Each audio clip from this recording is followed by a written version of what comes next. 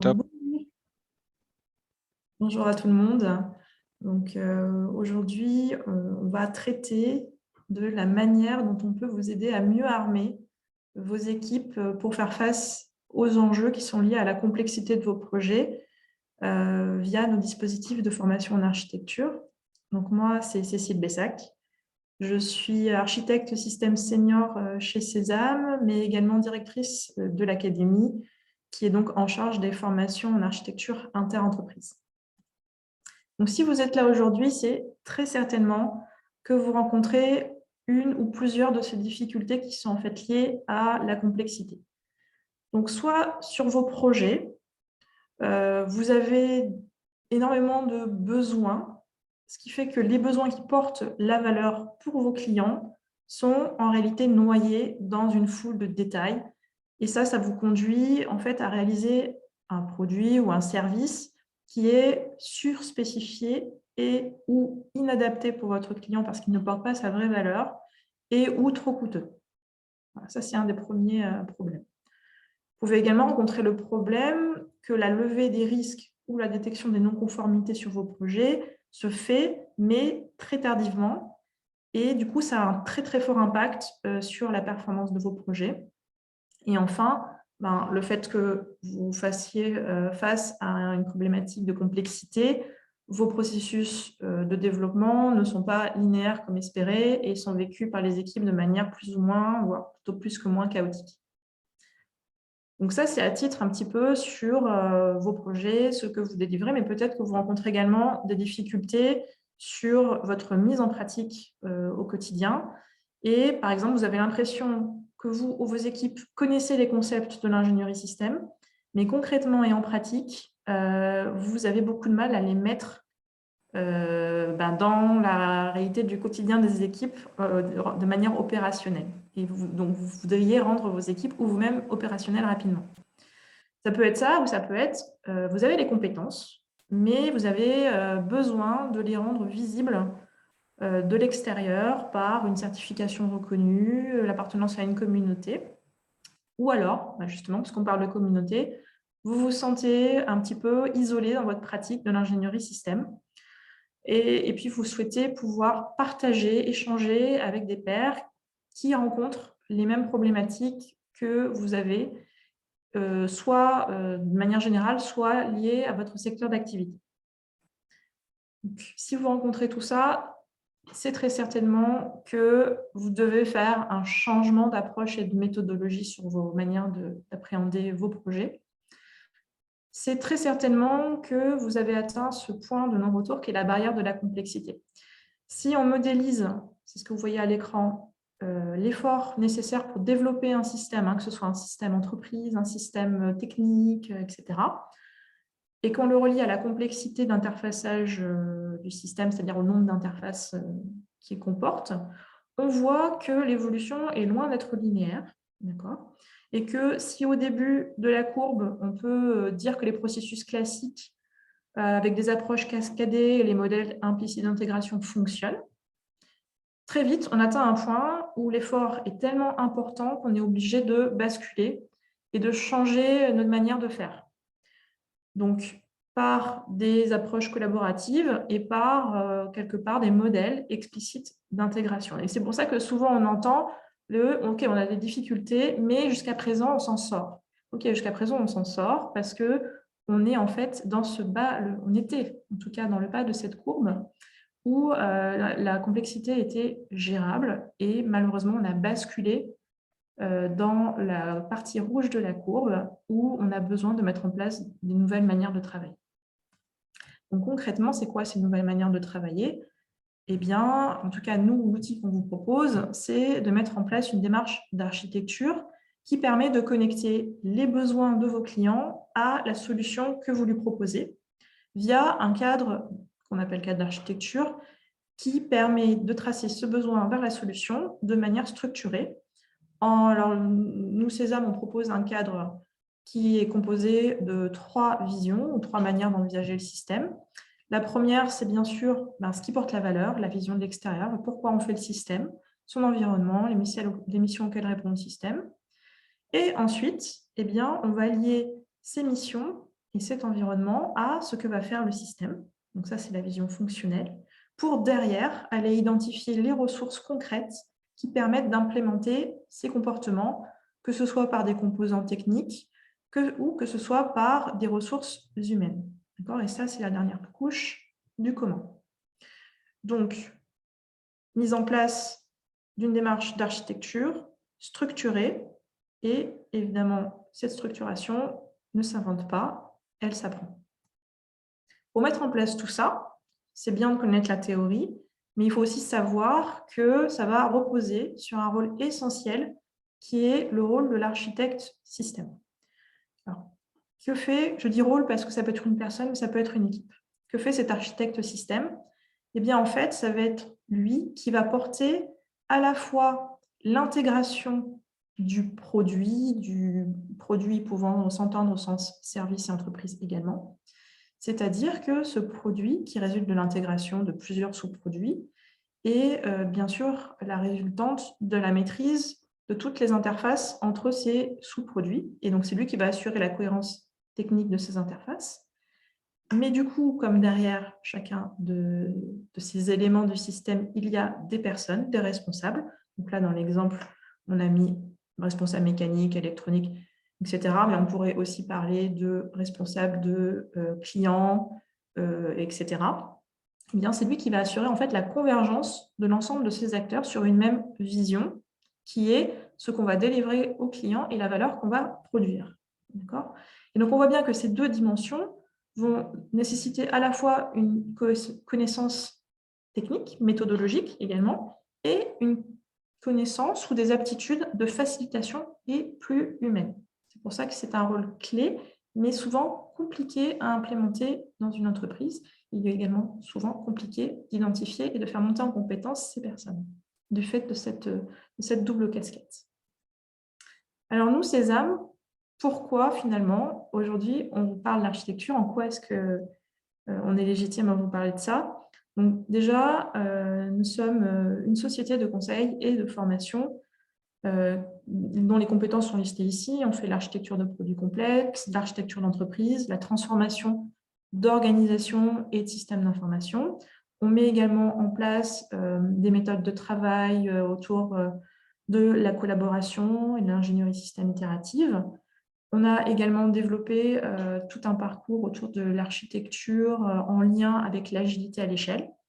Et puis, comment utiliser l'architecture sur les lignes de produits. Et ça, donc, on le fait soit en conseil, on va venir conseiller les entreprises sur la manière de mettre ça en œuvre, soit en expertise ciblée, ou alors tout simplement, on va coacher les équipes de manière opérationnelle, venir les former. Et on a également tout un rôle d'animation d'une communauté d'architectes, c'est-à-dire tous les gens qui rencontrent ces problématiques que je viens de vous citer. On est à peu près une équipe de 40 personnes qui génère un chiffre d'affaires de 6 millions d'euros sur 3 sites, en France, Paris, Toulouse, et on a également un bureau à Shanghai. Pour la petite histoire, Sésame est en fait une spin-off issue de l'école polytechnique, puisque son fondateur, Daniel Krob, était à la tête de la chaire des systèmes complexes de l'école polytechnique. Et d'ailleurs, Incosi Philo, je crois que c'est le seul Incosi Philo français, c'est pour ça qu'on a mis Incosi dans nos partenariats, puisque notre cadre est complètement et 100% en accord avec ce qui est proposé par l'Incosi. Voilà, donc notre méthode, au jour d'aujourd'hui, ça représente à peu près 10 000 professionnels qui ont été formés autour du globe, dont à peu près 1000 certifiés au niveau senior. Je vais vous en parler juste après des différents niveaux de certification. On anime donc une communauté qui s'appelle Sésame Community, dont Christophe pourra peut-être vous parler, puisque c'est lui un petit peu le community manager. Et on organise de nombreux événements, CSDM, l'Architecture Day, Entreprise Architecture Day, EAD, des soirées thématiques, etc. Et d'ailleurs, en décembre, on va organiser un système Architecture Day, je ne me trompe pas, j'espère, Christophe, c'est le 16 décembre, où c'est quelque part une journée où les architectes vont venir parler aux architectes et partager tout un plein de cas d'utilisation et de bonnes pratiques. Si vous voulez vous renseigner sur le cadre Sésame, sachez qu'il n'y a rien de caché ni de secret. On a mis à disposition de la communauté et des autres personnes qui ne font pas partie de la communauté un pocket guide en anglais qui reprend tous les éléments du cadre, qui est complètement compatible donc, de ce qui est ce qui est mis en avant par l'INCOSY et puis historiquement par la NASA. Ne vous inquiétez pas pour l'adresse du lien pour le télécharger si vous ne l'avez pas déjà. Ce sera disponible dans le replay de ce webinaire, dans la page où vous pourrez accéder au replay. Nos clients, ceux qu'on accompagne, je vous ai dit, par du conseil, de l'expertise, de la formation, etc. Donc, vous voyez, ce sont répartis sur plusieurs secteurs d'activité. Il y a l'aéronautique, où on accompagne Airbus, Safran, également la Comac, et le secteur automobile, avec le Renault, PSA, Valeo. Ça, c'est un peu nos cœurs historiques. Et puis, on s'est développé pour accompagner de grandes sociétés dans l'énergie et la distribution comme EDF, Framatome, Schneider, Ariane Group, le côté défense, côté construction, Bouygues, Otis, Somfy, le groupe ADP également, côté électronique, télécom, robotique. Donc, on a IDEMIA avec qui on travaille bien, Huawei, FIV, SoftBank Robotics, mais également du côté du secteur public et de l'innovation avec la DGAC, Systemix et puis l'État également. Et puis, on a mis à droite des secteurs qui sont un peu plus secondaires, on va dire, mais existants, avec le ferroviaire, Alstom, la santé, Oriba. Enfin, je ne vais pas tous vous les lire, ils sont déjà nombreux à nous avoir fait confiance. Et finalement, cette population montre que le cadre qu'on propose est applicable à tout type de système et doit être envisagé pour tout type de système, comme des systèmes techniques. Je vous présente un avion, mais ça peut être une centrale nucléaire, ça peut être plein de choses, dans leur ensemble, ou des systèmes qui sont embarqués dans d'autres systèmes. Par exemple, ça peut être le cas de systèmes ADAS dans des véhicules, des systèmes répartis, on va dire, comme des systèmes de communication, des systèmes plutôt de type informatique, avec des systèmes d'information, des systèmes d'exploitation, mais également des systèmes organisationnels. Ça peut être le cas d'entreprise qu'on peut tout à fait modéliser en utilisant le cadre système, des systèmes de production, enfin, je ne les ai pas tous cités, mais vous voyez, le panel est large en fait. Et du coup, pour, je vous l'ai dit, mettre en place ce rôle d'architecte, qui est un petit peu le rôle clé de la mise en place de notre démarche d'architecture, il va aller falloir chercher une personne qui a un profil vraiment particulier, qui vient de s'afficher à l'écran, où vous voyez sur la partie jaune en haut à droite, quelqu'un qui a des fortes compétences, certes, en ingénierie système, qui est capable de modéliser, de mettre en place de l'architecture collaborative, de prendre en compte la safety, la vérification, la validation, toute l'ingénierie des besoins et des exigences, d'accord, qui a également un fort background technique. Okay, donc ça, c'est pas Sésame qui va lui apporter. C'est quelqu'un qui doit être un petit peu expérimenté déjà et avoir un fort background scientifique, une expérience opérationnelle, technique. Et puis, toute une partie, souvent mésestimée et méconnue, plutôt des capacités humaines, d'accord ? Capacité à être orienté business et client, à avoir une posture de facilitation, d'accord ? Et à être un bon communicant avec du leadership pour aligner les gens autour d'une même vision, finalement. Donc, nous, chez Sésame, on ne va pas pouvoir vous apporter le background technique, il va falloir venir avec. Par contre, très clairement, on va pouvoir vous améliorer très nettement sur la partie compétences en ingénierie système et également partie soft skills humaines. Je vais vous montrer ça en fait dans la manière dont sont construites nos formations. Notre dispositif de formation est organisé en 3 niveaux qui correspondent à 3 différents besoins, mais également 3 niveaux de maturité en architecture système.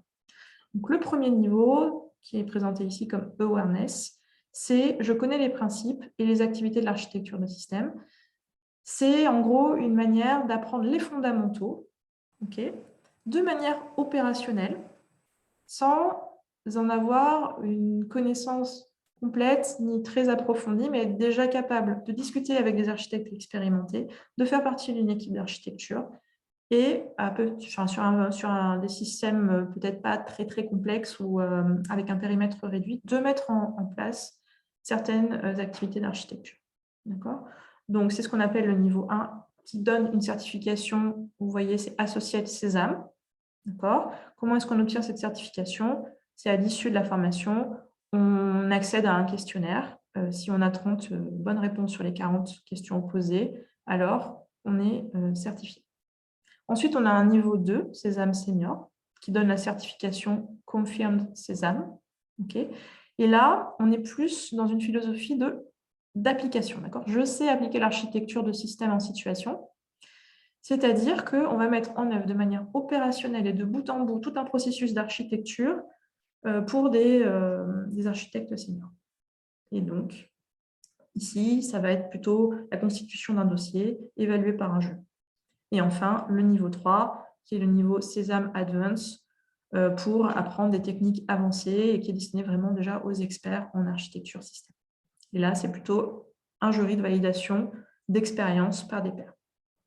Aujourd'hui, on va faire un focus, parce que c'est la manière la plus rapide de vous rendre opérationnel et d'armer vos équipes pour gérer la complexité. On va faire donc un focus sur les fondamentaux de l'architecture et les formations qui donnent le niveau 1.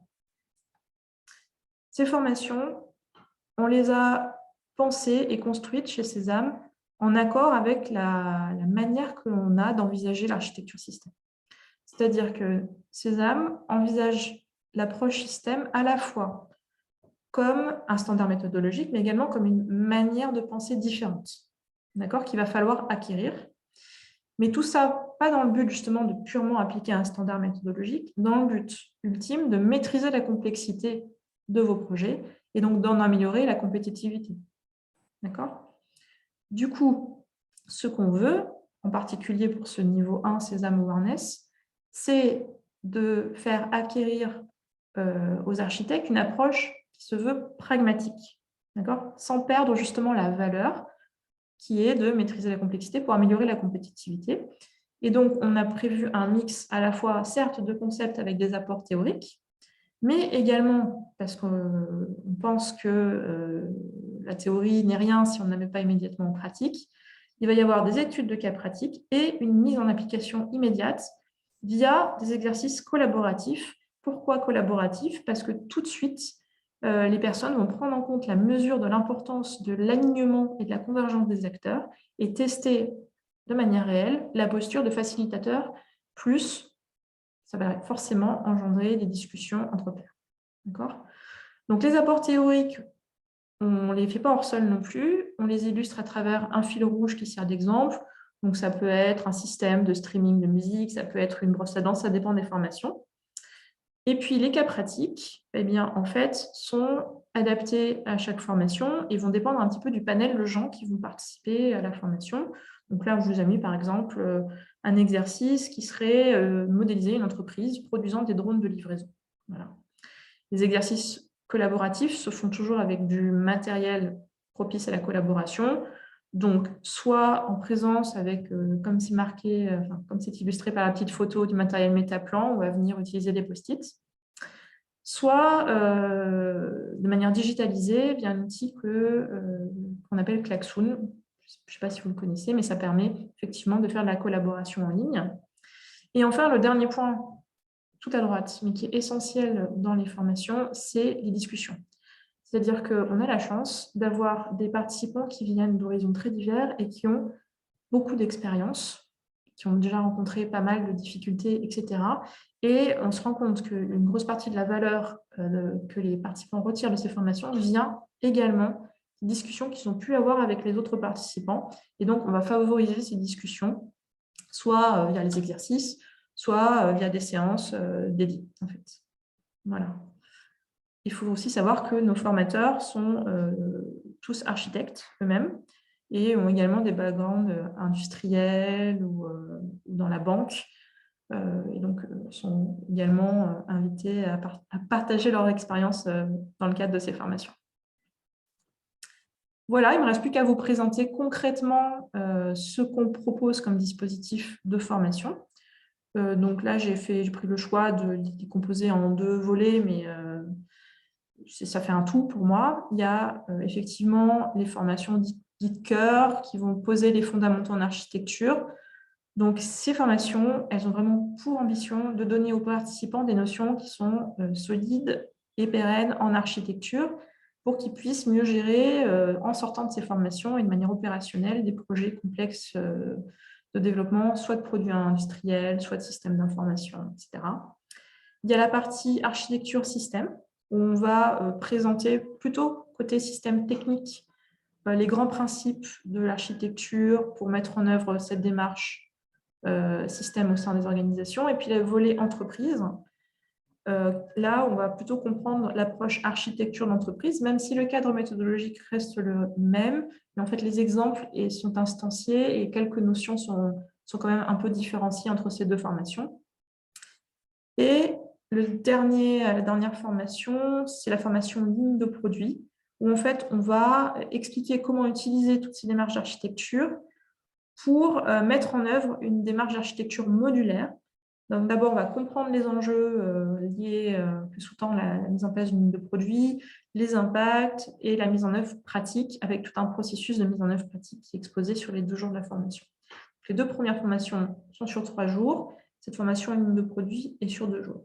Donc ça, c'est vraiment les bases, quelque part, de notre dispositif. Et ensuite, on a des modules d'approfondissement qui vont venir cibler certaines particularités du processus d'architecture avec la partie capture de besoins, comment rendre plus efficace tout le processus d'analyse de l'environnement et de captation des besoins, comment comprendre les besoins qui ont plus de valeur, les prioriser, en améliorer la maturité, etc. Et qui se couple bien sûr avec un autre module d'ingénierie collaborative, c'est, OK, on parle de convergence, de collaboration, comment concrètement on met en place toutes ces techniques de collaboration dans le métier de l'architecte. Ensuite, on a des modules qui sont liés à des typologies de systèmes un peu particuliers. Par exemple, on a un module dédié à l'architecture de systèmes embarqués. Je vous ai parlé tout à l'heure, par exemple, des ADAS dans les systèmes véhicules. Et puis, des architectures de systèmes de systèmes.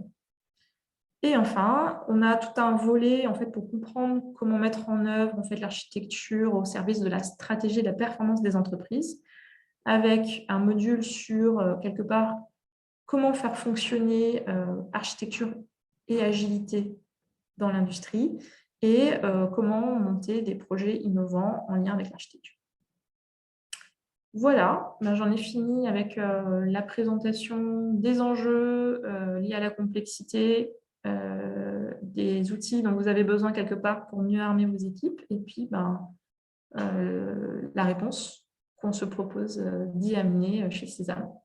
Maintenant, je suis ouverte à la réponse de toutes vos questions si vous en avez.